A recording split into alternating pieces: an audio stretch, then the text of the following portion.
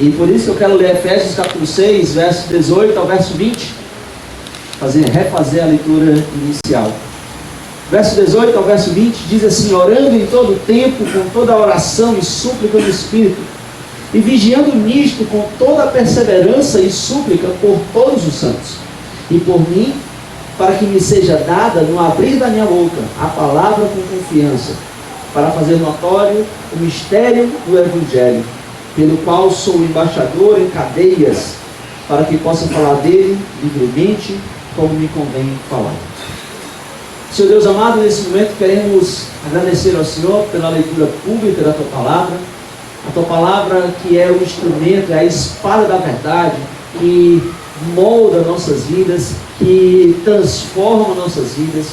Senhor, queremos entregar em Tuas mãos nesse momento, cada um que aqui está, ó Deus, e sejamos disponíveis em Tuas mãos, e possamos estar, ó Deus, dispostos a ser trabalhados pelo Senhor.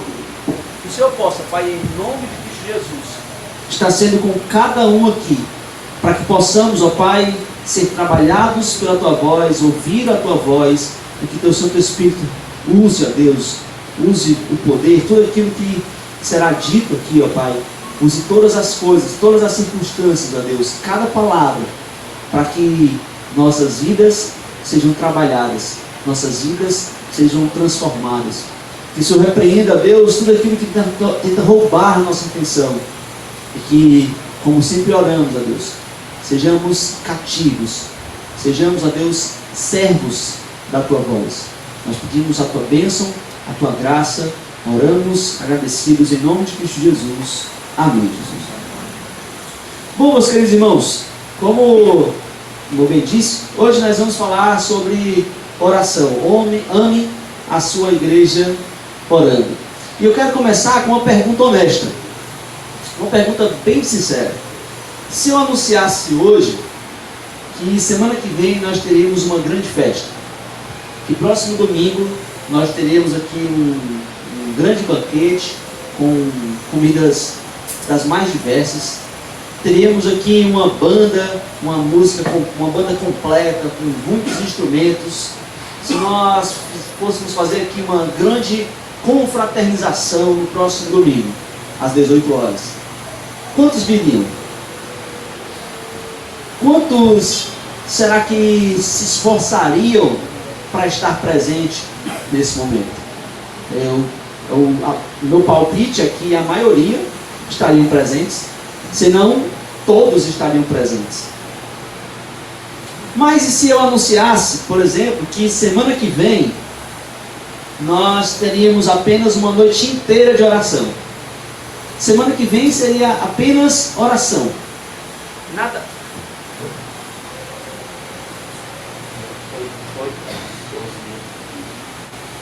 Foi.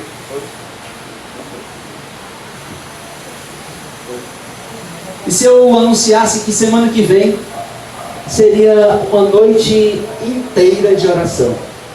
Nós chegaríamos aqui 18 horas, começaríamos a orar. Não haveria louvor, não tem música de fundo, não tem pregação, não tem nada.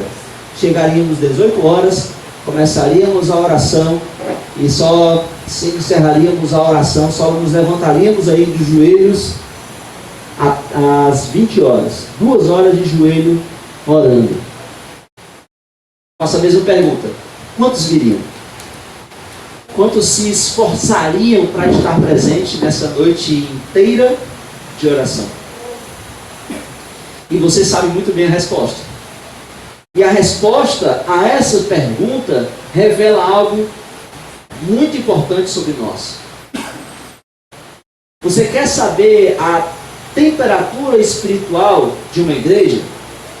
A temperatura espiritual de uma igreja, a vida de uma igreja, você não observa no culto de domingo.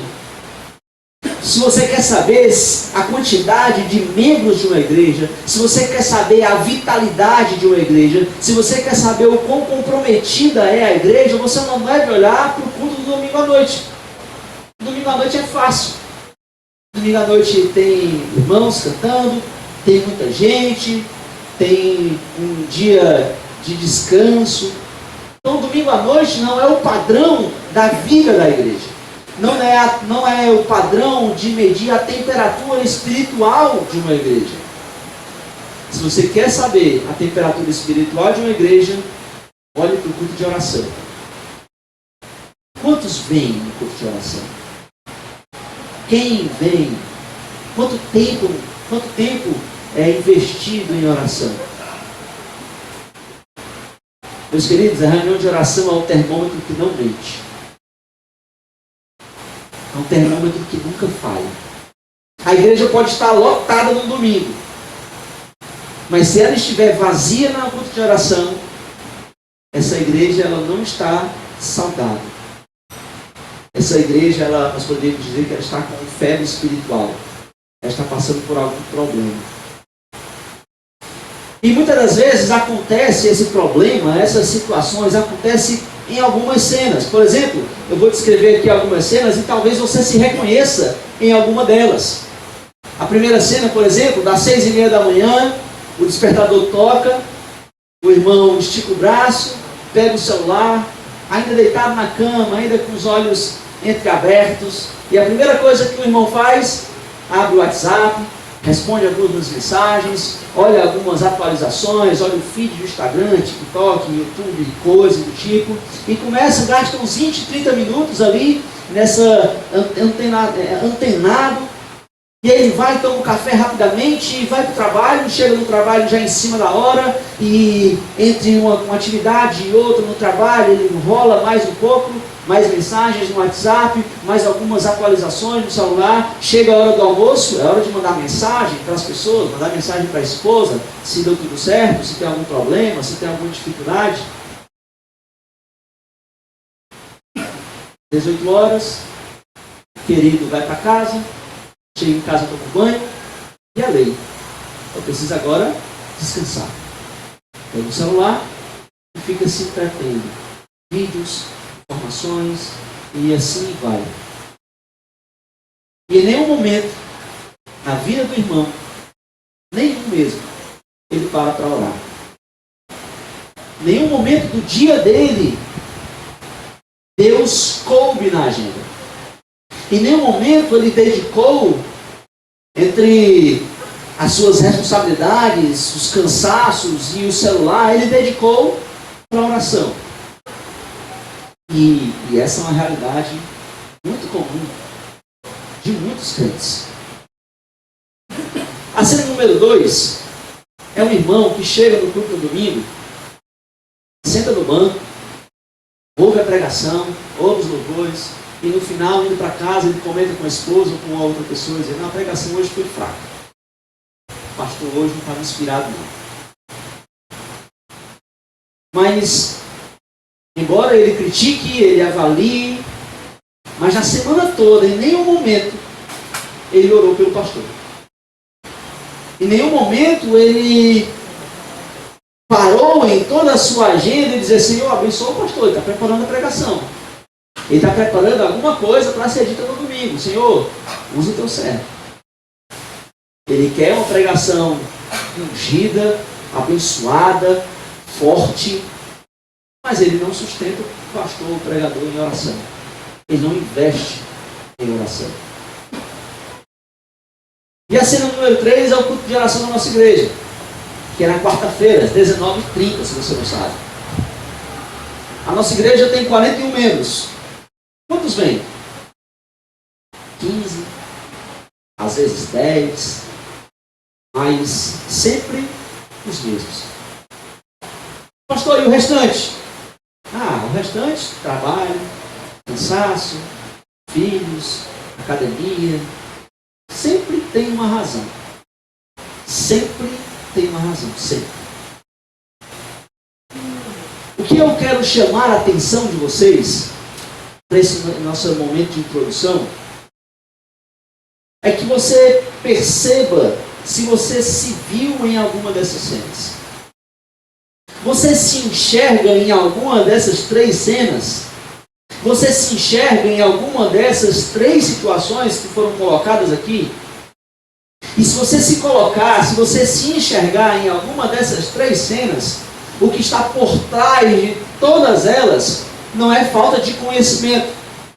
Não é que você não sabe que você precisa orar. Você sabe que precisa orar. Todo crente sabe que deve orar. O que está por trás de todas essas cenas é falta de amor. E aqui está a verdade que dói. Você ora por aquilo que você ama. Sabe por que você não ora pela igreja? Porque você não ama a igreja. Sabe por que você não ora pelo pastor? É porque o pastor não é tão relevante assim na sua vida. Sabe por que você não ora com os irmãos e pelos irmãos? É porque você quer viver a sua vida sozinho. Essa é a verdade que dói. Você ora por aquilo que você de fato ama. E meu propósito aqui é perguntar justamente isso. Você ora pela sua igreja? Como tem sido a sua vida de oração? O que tem guiado, o que é que tem tomado a sua vida de oração? E guarde desde já essa verdade. Quem ama a Cristo e a sua igreja, ora por ela. Porque a igreja que não ora é uma igreja que tenta viver e se respirar.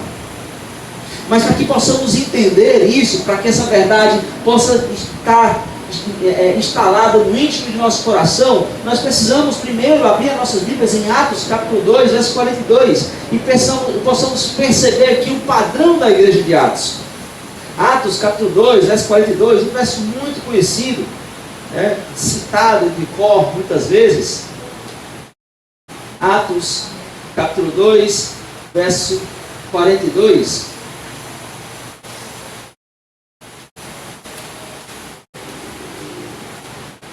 Lucas faz questão de registrar o padrão de Atos, o padrão da igreja de Atos. E perseveravam na doutrina dos apóstolos, e na comunhão, e no partir do pão, e nas orações.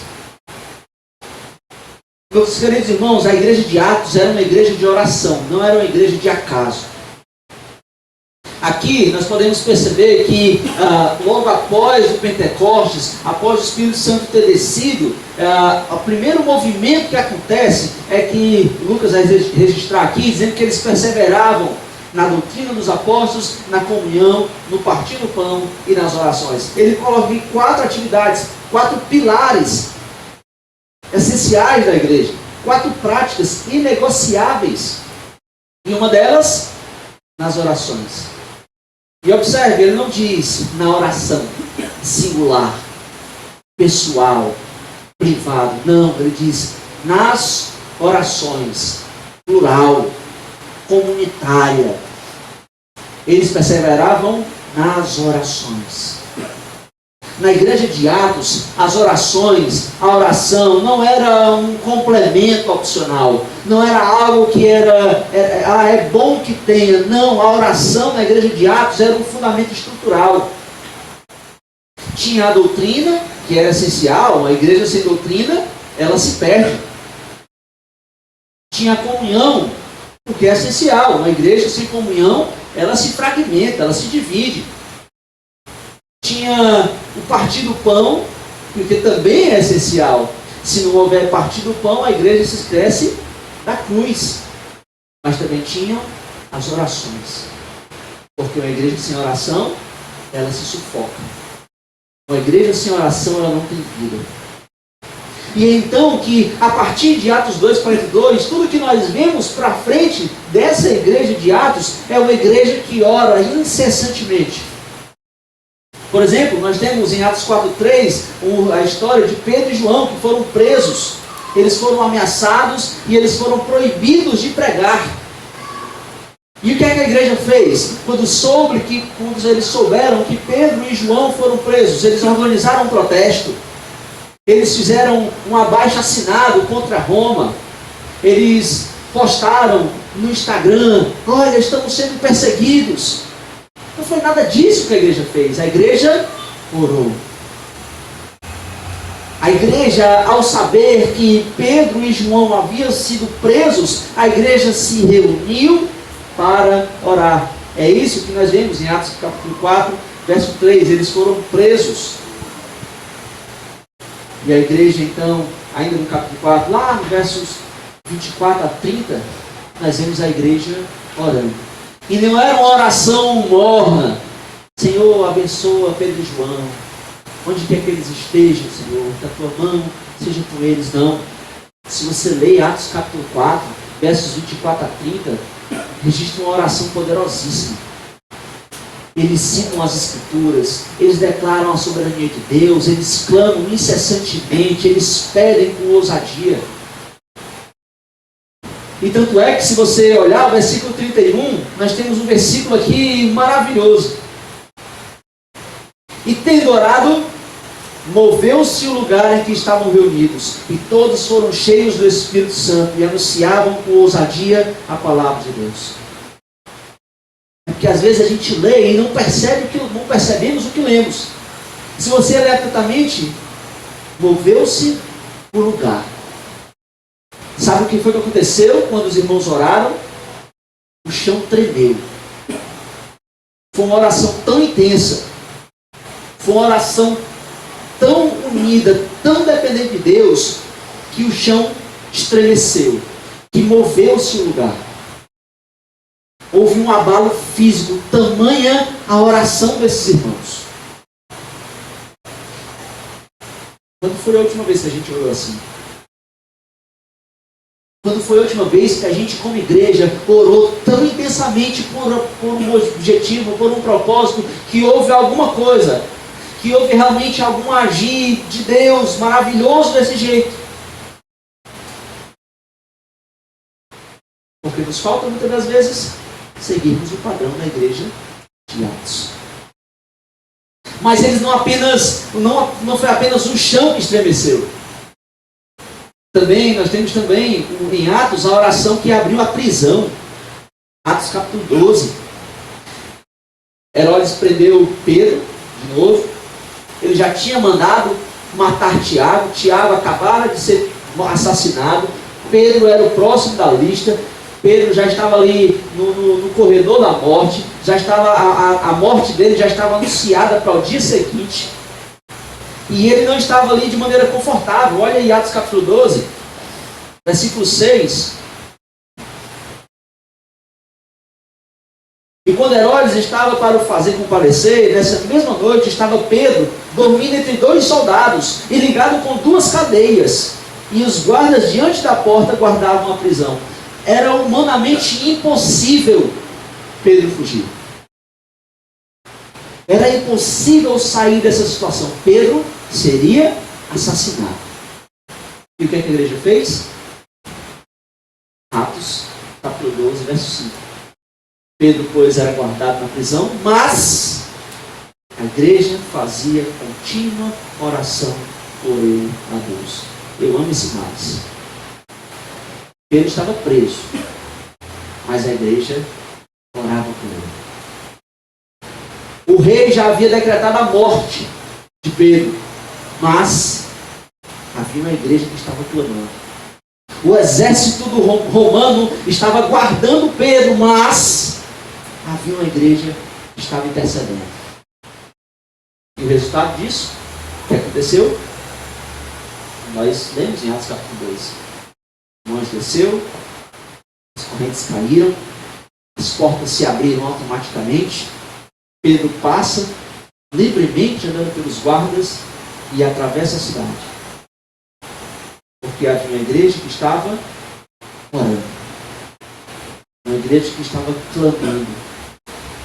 E o mais maravilhoso é que quando Pedro sai e atravessa a cidade, chega na porta onde a igreja estava reunida orando por ele, bate na porta, Rod entendeu? Essa é a voz de Pedro. E aí ela ficou tão impressionada por Pedro ter sido libertado, que nem sequer abriu a porta, foi correr para os outros, dizer, olha, Pedro está lá fora, Pedro está batendo. E sabe o que é que a igreja que estava orando por Pedro, sabe o que foi que eles disseram? Você está louco, mulher, não é Pedro não, é impossível de Pedro fugir. É impossível de Pedro fugir. A igreja que orou inteira, a noite inteira aí pela libertação de Pedro, quando Deus respondeu a oração deles, eles nem sequer acreditaram. Não, Pedro não. Mas isso nos ensina de que Deus responde, não porque a gente é forte. Mas Deus responde. Deus responde a oração do seu povo. Mesmo quando nem a gente acredita. Mas se tem uma igreja orando, Deus responde o seu povo. E você percebeu o padrão da igreja de Atos? Eles não tinham um prédio próprio luxuoso. Eles não tinham os seminários, eles não tinham um orçamento de milhões de reais, eles não tinham um canal bombando aí nas redes sociais, eles não eram bem quistos, eles não tinham nada dessas coisas. Mas eles tinham algo muito importante. Essa igreja tinha joelhos dobrados. Essa igreja tinha um joelho no chão, eles oravam. E não é uma oração, cada um orando em sua casa. Não, eles juntos oravam. E com os joelhos no chão, essa igreja virou o mundo de cabeça para baixo. Essa igreja transformou o mundo todo. Quando eles perseveravam nas orações. Mas agora, meus queridos, pense, se aquela igreja, cheia do Espírito Santo, com os apóstolos vivos, eles vendo os milagres acontecendo toda semana, eles precisavam continuamente orar, quanto mais nós.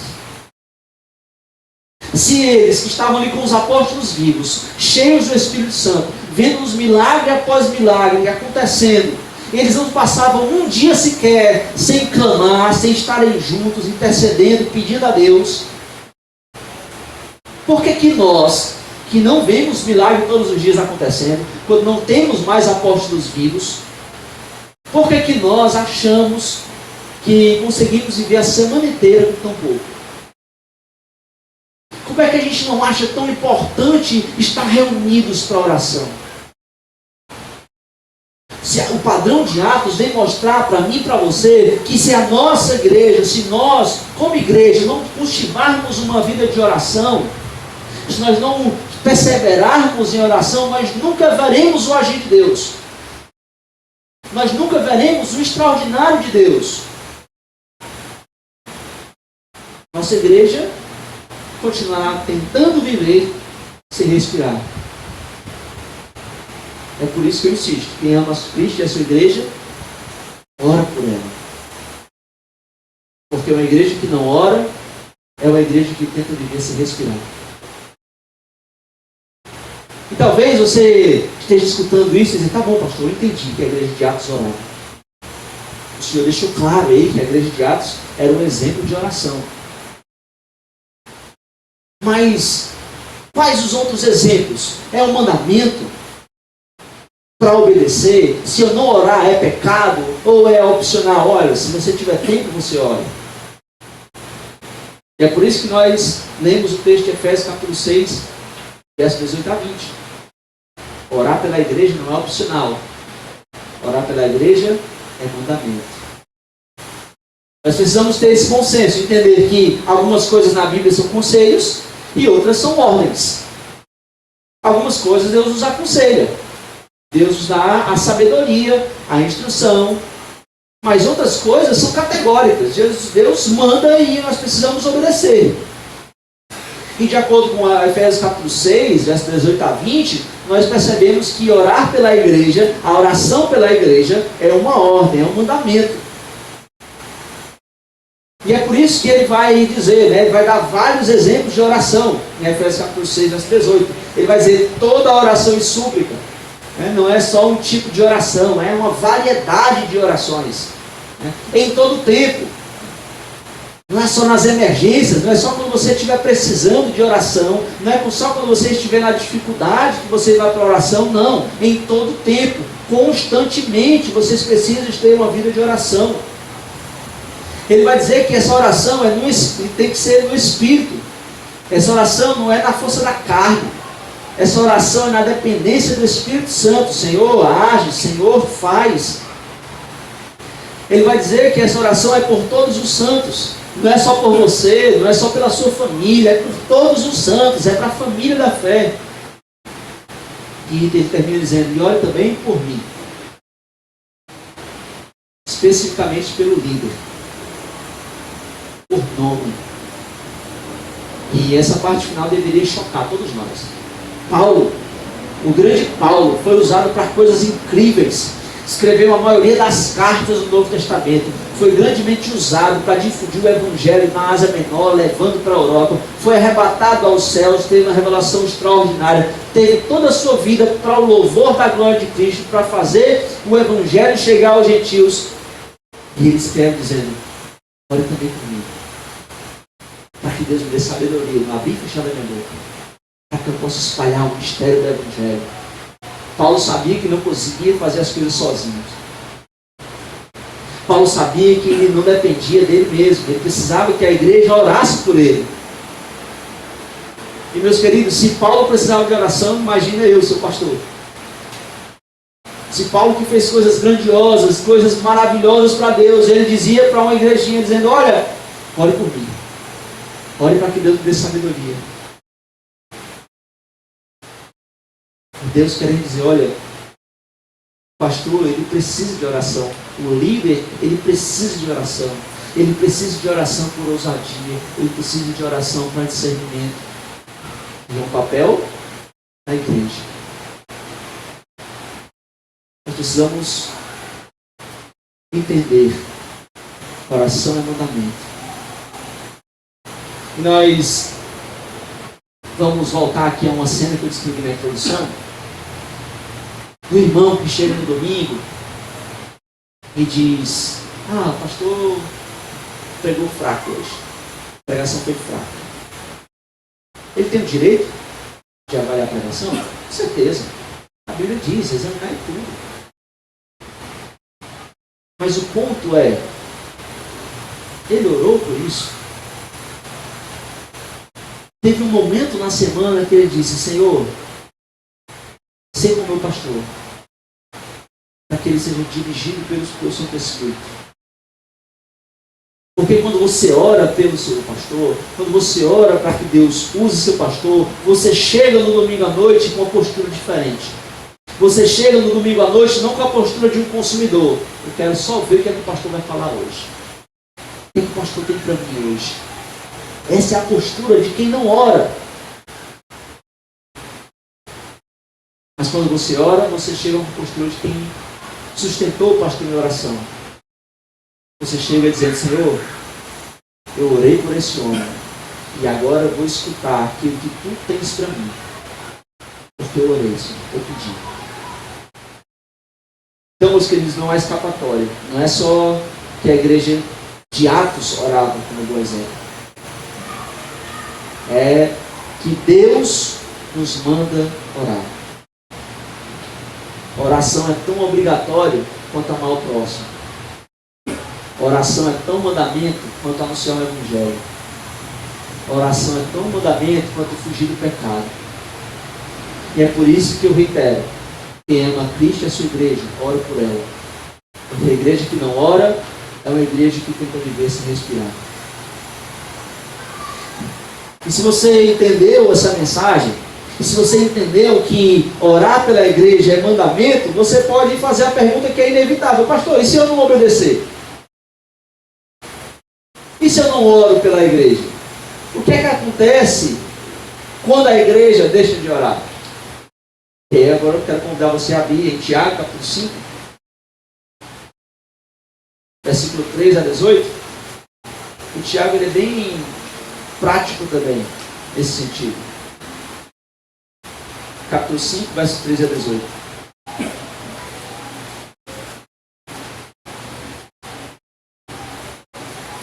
Tiago fica depois de Hebreus e antes de Pedro.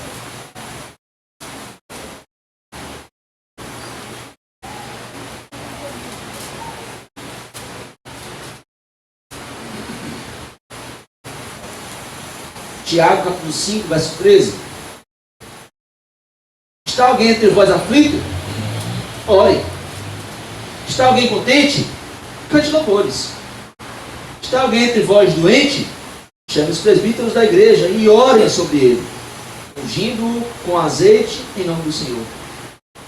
E a oração da fé salvará o doente, que o Senhor o levantará, e se houver cometido pecados, ser-lhe-ão perdoados. Confessai as vossas culpas uns aos outros, e orai uns pelos outros, para que sareis. A oração do justo pode muito em seus efeitos. Elias era homem sujeito às mesmas paixões que nós, e, orando, pediu que não chovesse. E por 3 anos e 6 meses, não choveu sobre a terra. E orou outra vez, e o céu deu chuva, e a terra produziu o seu fruto. O que acontece com uma igreja que não ora?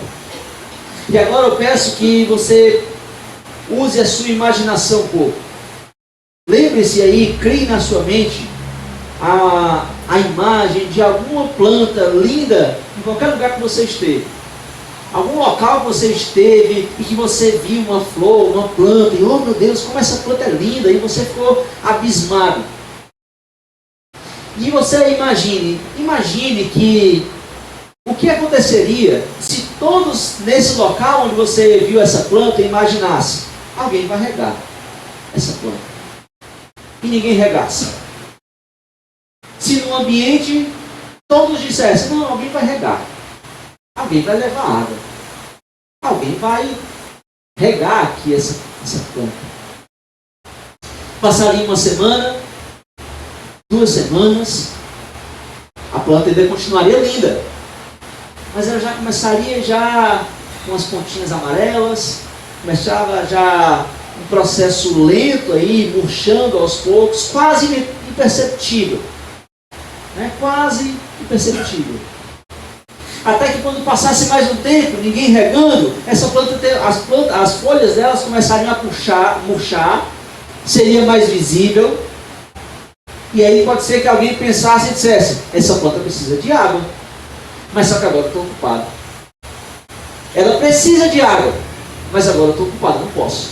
Depois eu planto, depois eu rego, depois eu lanço água. Quando então alguém tivesse tempo, fosse regar a planta, tarde demais. A raiz já secou, e por mais que ele coloque água, essa planta não volta mais à vida, porque a raiz dela já teria então morrido. Essa planta morreria por falta de vaso? Não, o vaso estaria lá. Essa planta morreria por falta de terra ou de luz? Não, estava tudo lá. Essa planta morreria por falta de água. E assim é uma igreja que não ora. Troque água por oração. Assim é a igreja que não ora. Ela tem estrutura, ela tem instrumentos, ela tem um ambiente, ela tem comunhão, ela tem muitas coisas. Mas falta algo essencial. Algo que está fazendo com que essa igreja morra por dentro. Esse algo é oração. Sem oração, quando a igreja deixa de orar, a igreja começa a morrer por dentro. As coisas que começam a ser imperceptíveis, as coisas começam a acontecer lentamente, as coisas começam a acontecer devagar dentro da igreja. Por exemplo, sem oração, o pastor fica sozinho com um peso que não foi feito para ser carregado sozinho. O pastor vai ter que visitar todo mundo, o pastor vai ter que aconselhar todo mundo, o pastor vai ter que dar todos os estudos bíblicos, o pastor vai ter que fazer tudo sozinho porque os irmãos não estão mais servindo. Aí ele cansa, ele desanima e a igreja se espanta. Como é que pode, pastor? Como é que chegou a esse ponto? Mas eles não perguntam: quem é que orava pelo pastor? Sem oração, os membros ficam fracos. Sem oração, sem uma vida intensa de oração, a fé dos irmãos vão ser baseadas apenas nas opiniões. Ah, mas eu acho isso. Ah, mas eu acho aquilo. Qualquer tentação vira queda.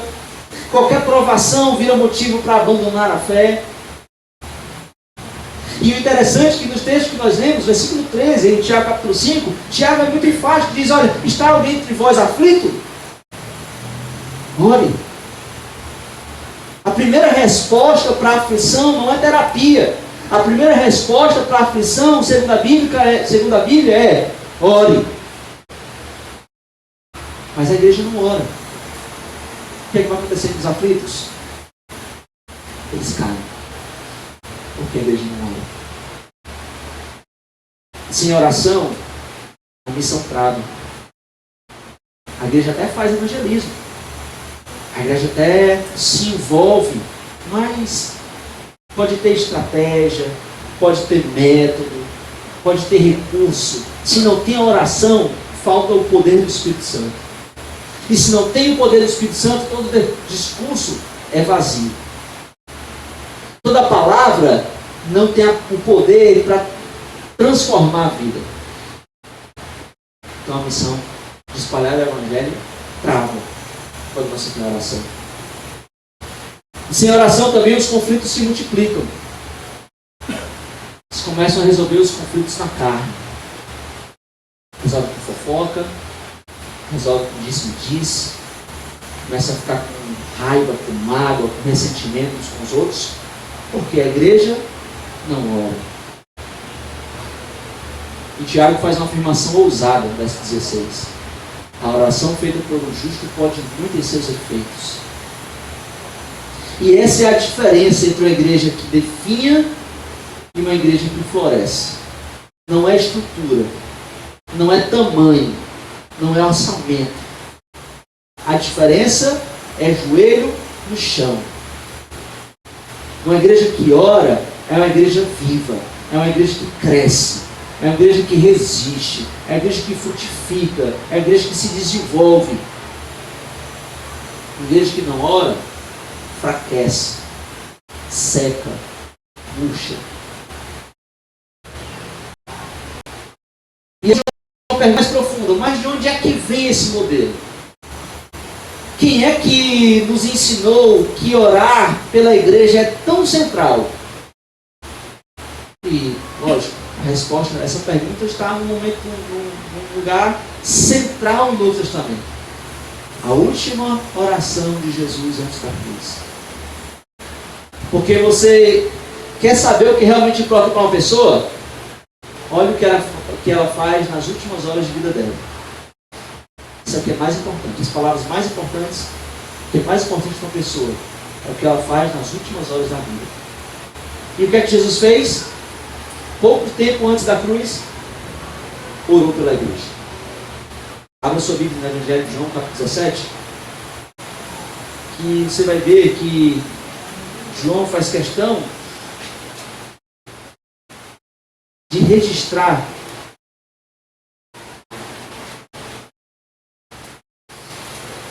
se a sua Bíblia tem alguns capítulos, temas em cima dos capítulos, você vai ver que em cima do capítulo 17 tem isso. A oração intercessória de Jesus. Desde o versículo 1 até o versículo 26, é Jesus orando pela igreja. Imagine Jesus. Ele está ali prestes a ir para a cruz. Ele sabe o que vai acontecer com ele. Ele sabe o que lhe espera. E tendo tanta coisa para fazer, ele, agora eu preciso orar pela igreja. O que você faria se você soubesse que amanhã você vai morrer? O que é que você faria de verdade?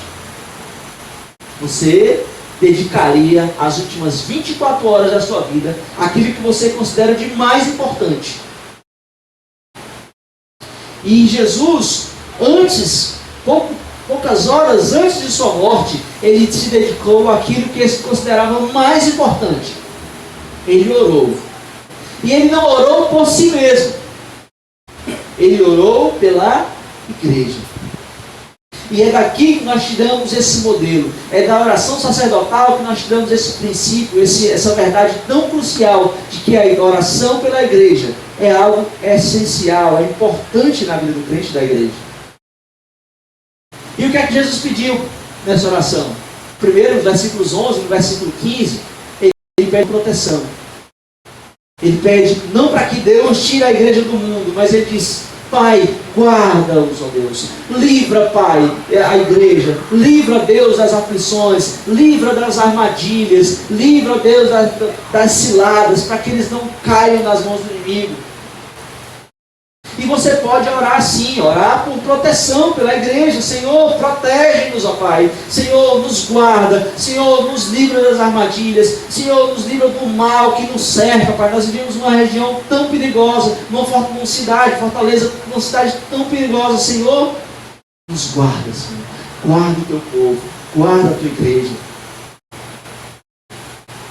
Jesus também pediu, em segundo lugar, por santificação. Versículo 17. Jesus pediu para que a igreja fosse santificada pela palavra da verdade. Jesus não pediu para que a igreja fosse santificada pelas experiências, pelas emoções. Disse, não, Pai, santifica-os na verdade. E a tua palavra, Senhor, na verdade. No versículo 21, ele fez o seu terceiro pedido, orando por unidade. Ele pediu 3 vezes nessa oração, para que a unidade da igreja fosse preservada. E por quê? Qual motivo? Ele vai dizer, para que o mundo creia que tu me enviastes. Para que o mundo creia. A unidade da igreja é o testemunho evangelístico de que Cristo Jesus é o Filho de Deus. E em quarto lugar, versículo 24, ele ora para que vejam a glória de Cristo. Jesus ora, Senhor, que a igreja contemple a glória de Deus. Para que a igreja contemple a minha glória, Senhor. Para que a igreja esteja satisfeita. Não para que ela fique famosa. Não para que ela cresça numericamente. Não para que ela ganhe status. Não, que eles se deleitem em mim, Senhor. E, meus queridos, isso tem uma grande implicação para nós. Se Jesus, o Filho de Deus, sem pecado, em perfeita comunhão com o Pai, orou assim pela igreja, quem somos nós para não orar por ela?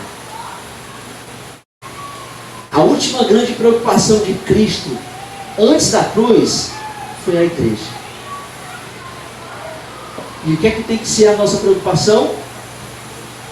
A mesma preocupação do nosso Senhor, a igreja. E se você percebeu o padrão até agora, o que aconteceu nessa pregação até agora, nós começamos olhando para a igreja de Atos, e o que é que a Bíblia diz? Ela orar.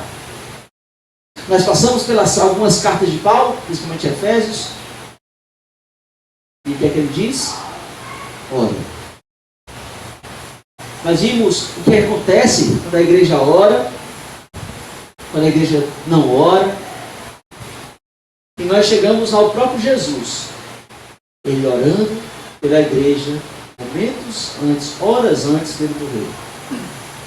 E isso não é coincidência. Esse é o padrão de Deus. Esse é o fio que atravessa todas as Escrituras.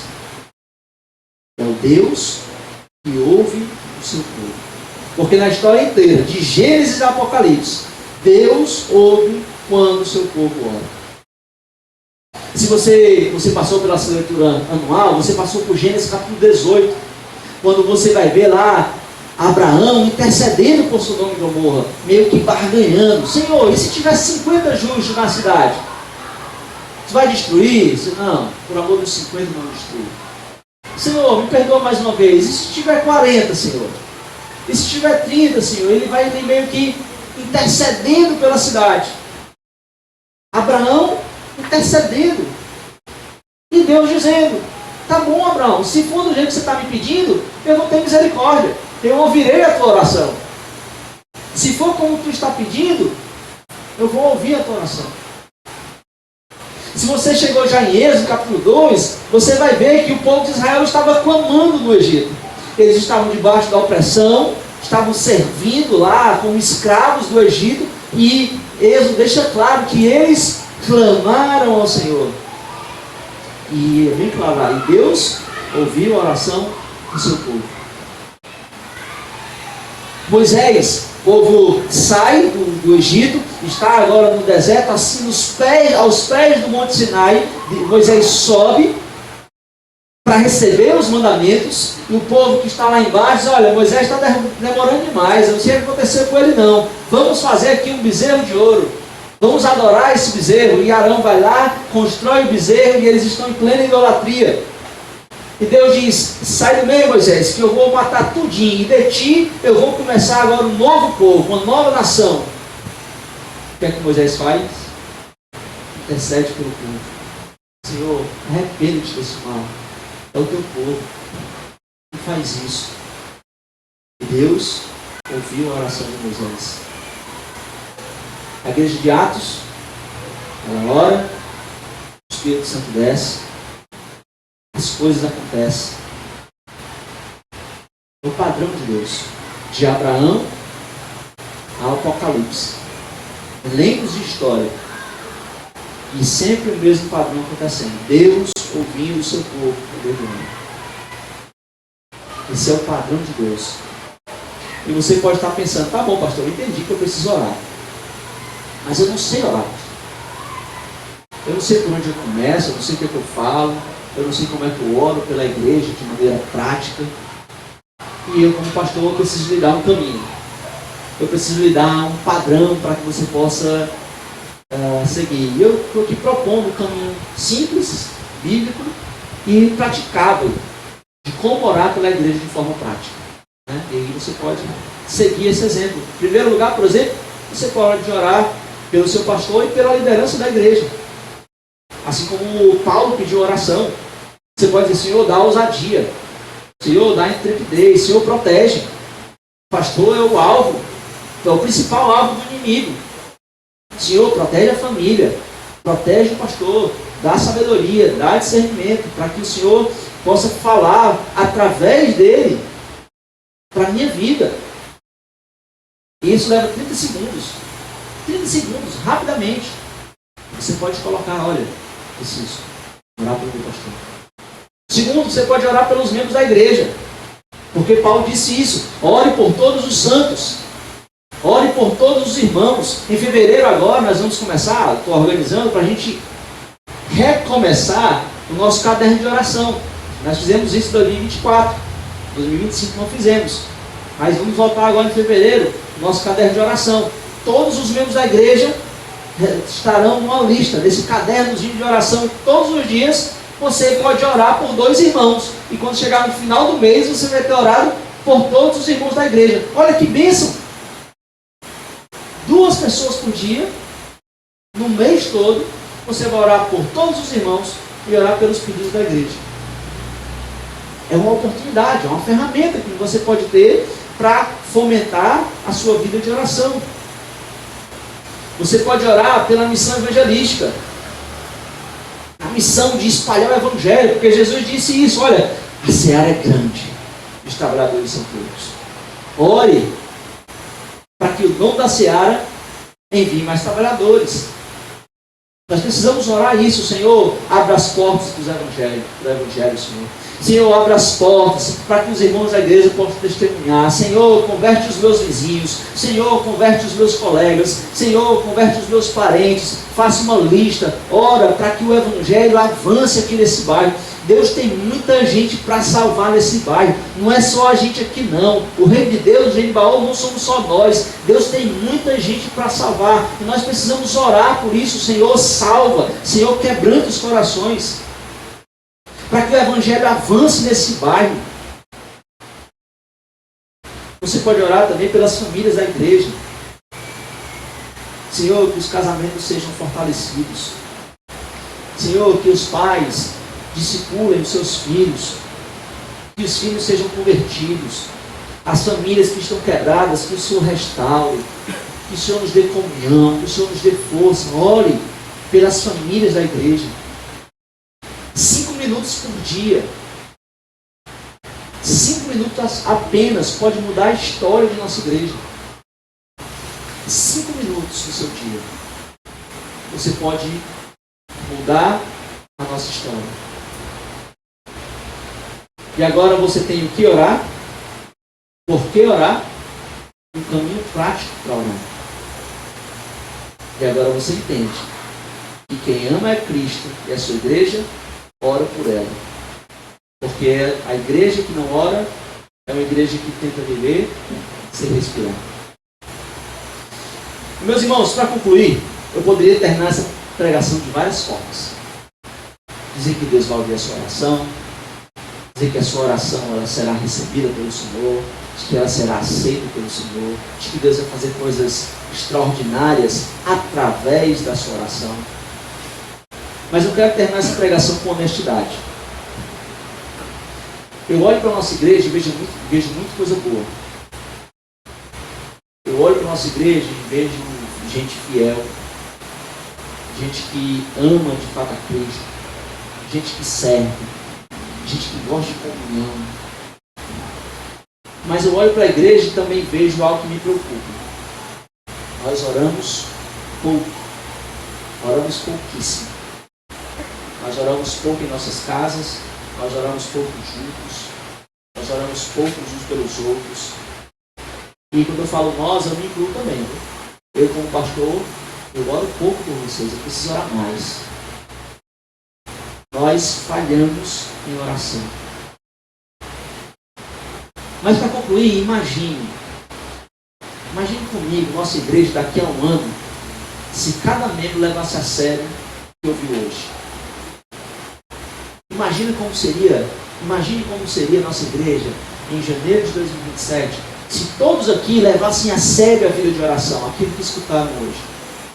Gente orando pelo pastor, gente orando uns pelos outros, os pais pensando, olhando pelos filhos, os filhos pedindo por obediência, para que sejam obedientes a Deus.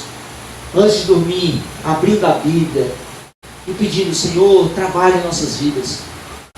Imagine os nossos cultos de oração saindo de 15 para 40 pessoas, 80 pessoas, 100 pessoas. A igreja cheia de gente que não vem apenas para o culto de domingo. Não, pessoas que vêm porque querem louvar a Deus, querem adorar a Deus. Sim, eu quero orar com o povo de Deus, eu quero clamar, eu quero pedir. Imagine se todas as nossas crises fossem enfrentadas de joelhos no chão. Imagine se todos os nossos problemas fossem colocados debaixo dos nossos joelhos. Imagine se o nome dos seus vizinhos fossem lembrados em suas orações.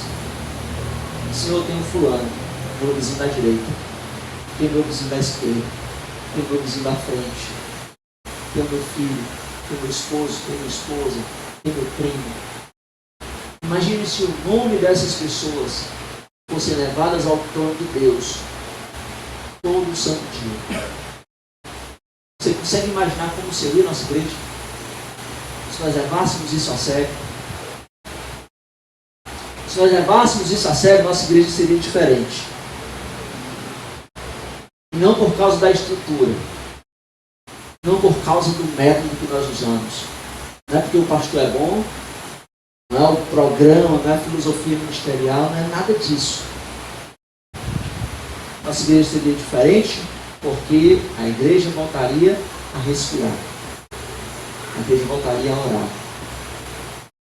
E eu, como pastor, não quero que você saia daqui apenas tocado. É assim que eu vou hoje. Deus falou comigo. Não é isso que eu quero.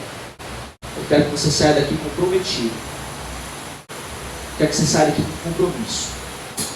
Primeiro, orar 5 minutos por dia pela igreja. Todo mundo consegue orar 5 minutos. Você saia daqui comprometido com isso. Eu vou orar pela igreja. Eu vou orar para que o evangelho avance no bairro através de nós. Eu vou orar pelos irmãos da igreja. Eu vou orar pelo pastor, por sabedoria, para que o pastor seja a boca de Deus quando ele for pregar. Eu vou orar por edificação, eu vou orar pelas famílias. Orar pelo pastor toda semana. 30 segundos, não demora muito não. Mas ore. E terceiro compromisso, venha ao culto de oração. Se você nunca veio, venha. Se você veio e parou, volte. Porque o culto de oração é o termômetro espiritual da igreja. Uma igreja que falha na oração é uma igreja que falha em respirar. Quando a igreja se reúne para orar, o extraordinário de Deus acontece. Coisas maravilhosas acontecem quando o povo de Deus se põe a orar. E não vai acontecer, escute bem o que eu estou dizendo, não vai acontecer enquanto nós não nos pusermos a orar. É através da oração que as coisas acontecem. E que você saia daqui lembrando disso. Quem ama a Cristo e a sua igreja, ora por ela. Porque a igreja que não ora é uma igreja que tenta viver sem respirar. Amém? Amém. Vamos orar. Senhor Deus, muito obrigado, Senhor. Obrigado pela tua voz que fala conosco através da tua santa palavra. Essa palavra que quebrou no coração essa semana, que agora precisa quebrar os corações desses irmãos que aqui estão. Para que possamos voltar aos nossos olhos à oração em igreja e pela igreja. Precisamos, a Deus, respirar. Precisamos ter ar em nossos pulmões. Precisamos ter vida dentro de nós. Precisamos ter poder do Teu Santo Espírito. E isso só acontecerá, ó Deus, se nós tivermos uma vida de oração. Se tivermos uma vida de dependência do Senhor. E que o Senhor trabalhe essa verdade, ó Deus, em cada coração, em cada irmão. Essa pregação foi para mim. Essa pregação foi para cada um aqui, ó Pai. Não há ninguém que escape dessa verdade. Precisamos orar mais. Precisamos dobrar os nossos joelhos. Precisamos clamar incessantemente para que o nosso Deus haja. Para que o nosso Deus faça através de nós. Uma boa teologia, uma boa comunhão, também uma vida de oração. Precisamos, ó Pai, da vida, precisamos de sangue correr em nossas veias. E que o Senhor faça isso, Deus, a começar em mim, a começar em cada coração, nos despertando, ó Deus, para a vida de oração. Nós oramos e agradecemos em nome de Jesus. Amém.